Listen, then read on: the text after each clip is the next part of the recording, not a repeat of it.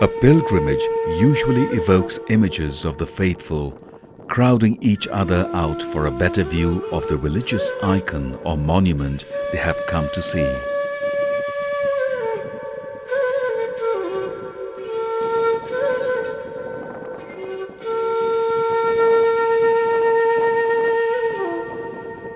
Around Mount Kailash in remote southwest Tibet, each man and woman is rendered insignificant in the face of nature's vast canvas.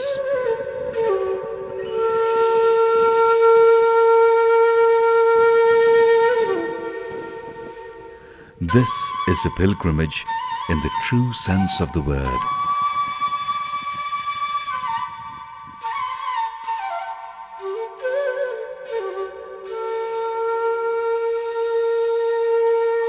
A fortnight's journey to Mount Kailash combines pilgrimage and Himalayan hike.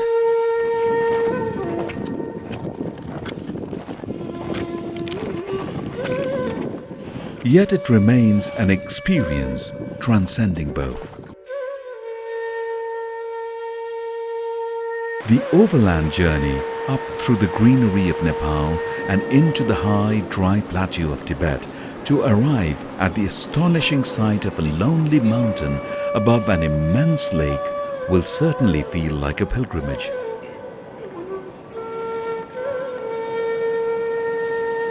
But it is the tough 3-day hike around the 6,700-meter Kailash, culminating in a 5,600-meter pass, that will remind you that your journey isn't done until you follow the footsteps of the most intrepid of travelers.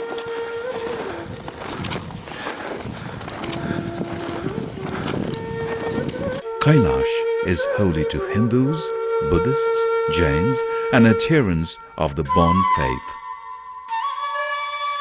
Yet, Kailash is far more than a religious site.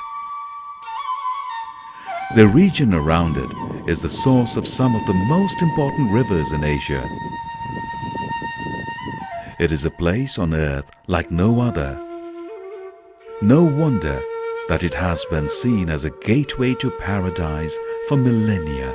On the shores of Lake Mansarovar, which stretches out before Kailash, the traveler will feel he is in the other world.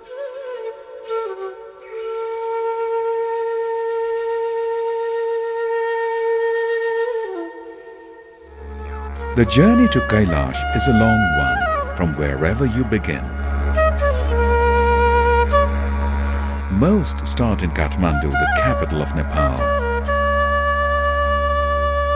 Some choose to hopscotch across the country by plane and helicopter to arrive at Hilsa, at the far western border between Nepal and China, before driving to Kailash. Weather permitting, this is the quickest way to get there. The circuit from Kathmandu takes a total of 10 days.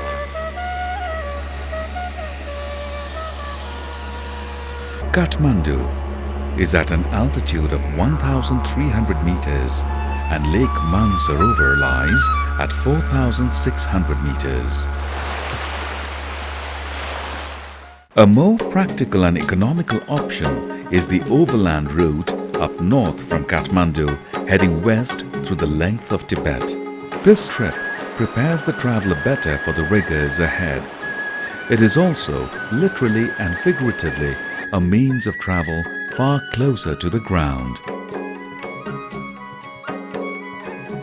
Moving up through the green foothills of the Himalayas, you will cross over the natural border between Nepal and China onto the Tibetan plateau, then traverse much of this vast dry expanse, stopping at settlements along the way.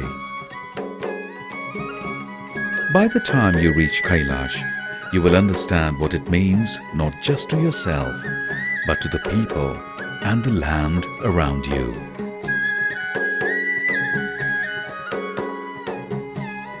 Before departure, much like the Hindu pilgrims going to Kailash via Kathmandu, travelers visit the important temple of Pashupatinath. This temple on the banks of the river Bagmati is dedicated to Shiva, one of the Hindu trinity of gods, and dates back to 400 AD. Since Mount Kailash is revered as the abode of Shiva and his consort, Parvati, Pashupatinath is the perfect place to start. पशु पास और मुक्ति सब मिला के Pashupati. The devout have been seeking Shiva for eons. The priest recounts an incident at the end of the Hindu epic, the Mahabharata. Hoping Shiva blesses their journey to Mount Kailash. So, put their trust in the Rudraksha beads they have received at the end of their prayers. I have no doubt now that we're going to have a most successful journey. And we were given these Rudraksha malas. Rudraksha beads are emblems of Shiva. It is said that once Shiva opened his eyes after a long period of meditation, and the extreme fulfillment made him shed a tear. This single tear from Shiva's eyes grew into a Rudraksha tree. For what has traditionally been viewed as a religious pilgrimage, there are some surprising sights to take in along the way.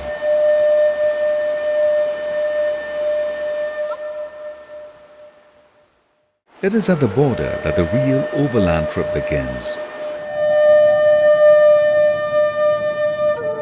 A well-equipped four-wheel drive and a supply truck will now make the long and arduous journey to Kailash. It's a long 885-kilometer haul from the border town of Jangmu to Kailash, and it will require 5 overnight stops. But there's plenty to see along the way. The Trans-Himalayan landscape makes for a dramatic contrast with the lush greenery of the Himalayan foothills to the south, thanks to the natural barrier formed by the Himalayas. The monsoon rains that water the Indian subcontinent turn back at the border. As a result, the Tibetan plateau is essentially a high-altitude desert. The prospects for agriculture are limited, and many Tibetans still rely on livestock to make a living in this harsh land.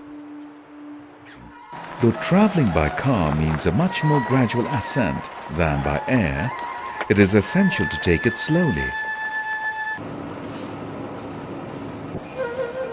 And who would begrudge them such excitement?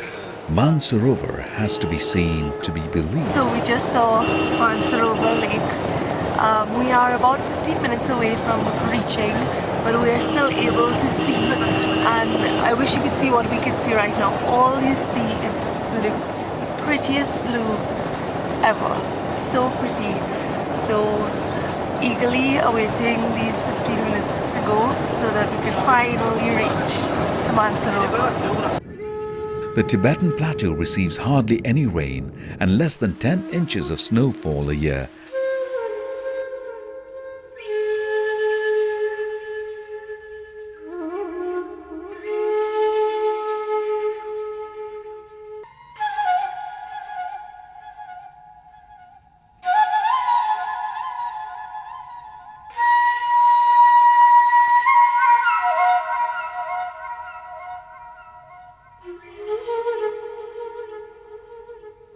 Yet here lies one of the richest freshwater lakes in the world, 4,610 meters above sea level.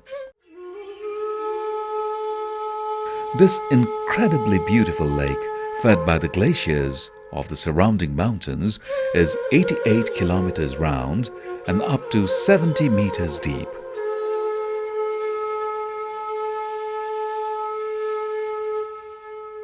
It is a haven for migratory birds such as bar-headed geese and Brahmini ducks, and along with its demon twin, Rakshasthal has immense hydrographic significance for the entire Indian subcontinent.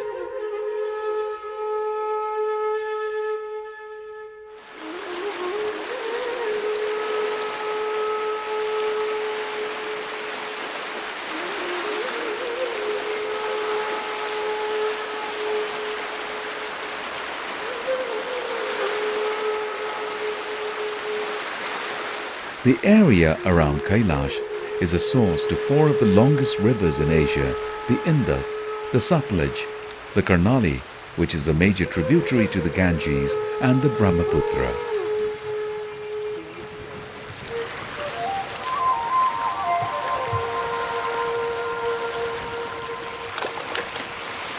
The spiritual significance of Mansarovar, the 8-petaled lotus, cannot be overstated.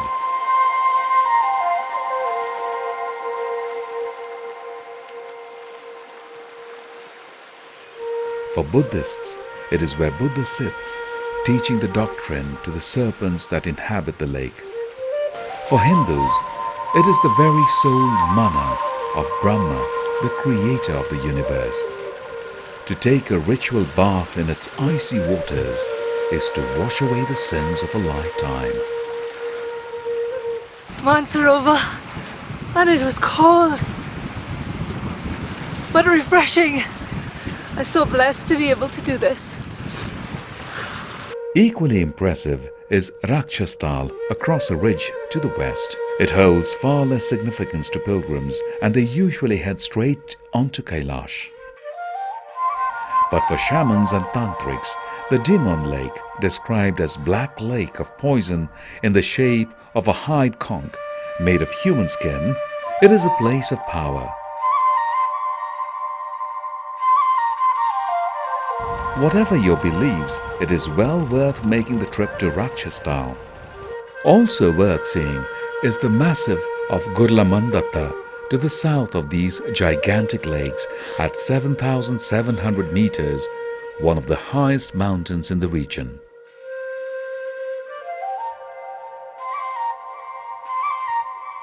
Mount Kailash, for its part, is hidden from the naked eye.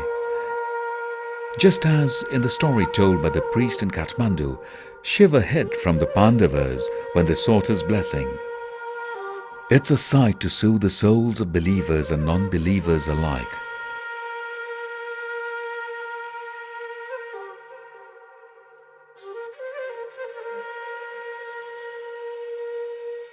The singular beauty of Mount Kailash and its lonely presence in the desolate Tibetan plateau must have played a part in convincing the devout that it was the abode of gods.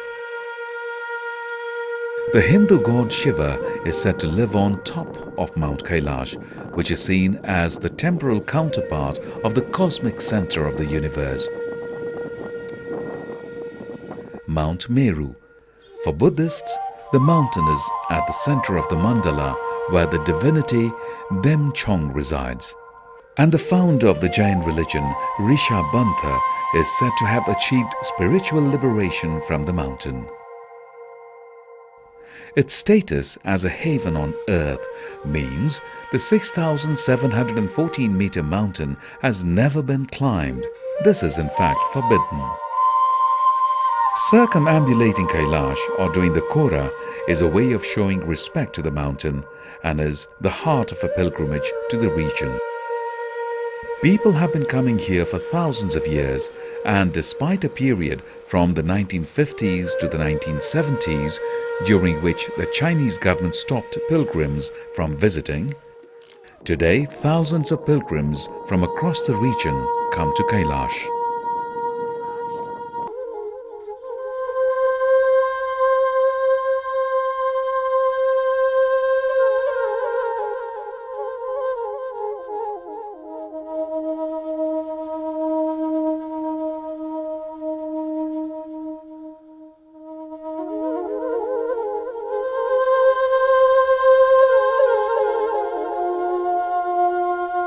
In a sense, the 52-kilometer Kailash circumambulation, which starts from the Darchen and is ideally completed in 4 days, is a good old-fashioned high-altitude trek.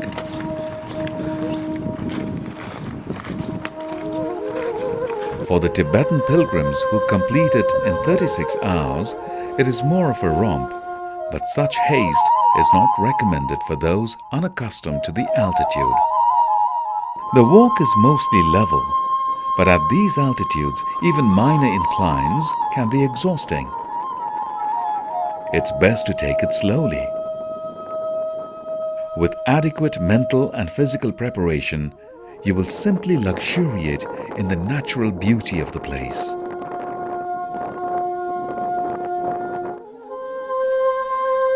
It is believed that one kora around Kailash cleanses the sins of one life. 13 circuits do away with the sins of one era, and 108 kora, if you were really single-minded, that is, will grant you nirvana or moksha. Within this lifetime, only after you complete 13 circuits are you allowed to undertake the inner circuit of Mount Kailash, which brings you right to the base of the mountain. Even if you do not feel your sins are so easily disposed of, you will be amply compensated by the ever-changing views of the mountain. Kailash has 5 dimensions, it is said, which represent gateways to heaven. Only 4 can be perceived physically and are described in mythology as being made of crystal, ruby, gold and lapis lazuli. The 5th can only be seen with the eye of knowledge.